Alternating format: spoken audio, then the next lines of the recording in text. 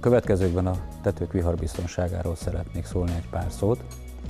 Minden egyes tetőnek megvannak azok a részei, amelyeket jobban óvni kell a viharok hatásaitól.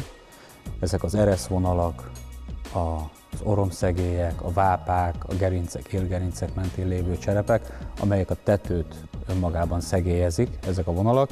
Itt egy erőteljesebb védelmet kell nyújtanunk ahhoz, hogy teljes viharbiztonságban tudjuk magunkat. A viharbiztonsági elemek a következőek. Ez egy úgynevezett ereszkapocs.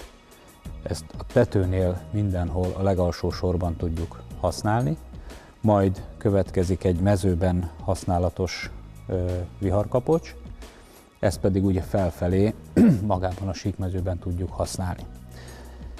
Lesz majd egy másik típusú mezőben használatos viharkapocs, az pedig a síkcserepeknél lesz érdekes. Beraknék egy ereszkapcsot.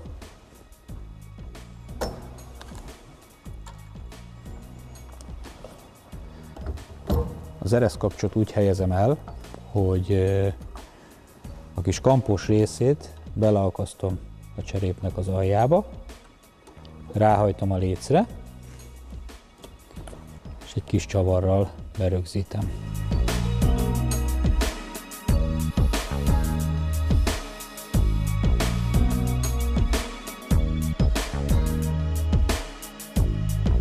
Ez így egész jól mutat, de ugye egyetlen egy ponton fogtuk meg a tetőcserepünket, ez innentől kezdve ugye még nem lesz viharálló. A viharállóságát az fogja biztosítani, hogyha átlós két ponton megfogjuk a cserepünket, ezt pedig ugye úgy tudjuk elérni, hogy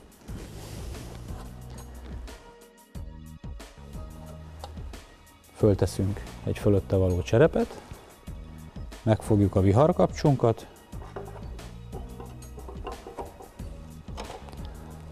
aláakasztjuk, beakasztjuk a fölötte lévő cserépbe, és innentől kezdve abszolút viharállóvá válik a fedésünk. A viharbiztonság fontosságáról már beszéltünk, illetve a hullámos tetőcserepeknél meg is mutattuk a viharbiztonsági elemeket. A síkcserepeknél az eresz sor rögzítésére szolgáló úgynevezett ereszkapocs, az megegyezik a hullámos cserepeknél használtal, viszont a mezőben használatos viharkapcsok egy kicsit eltérőek, ugyanis itt, mivel a síkcserép teli felületen felfekszik a tetőlécen, nincs rá lehetőség, hogy egy lécbe kapaszkodó viharkapcsot használjunk, ezt itt sajnos el kell kerüljük. Ezeknek a viharbiztonsági elemeknek a beépítését fogom most megmutatni.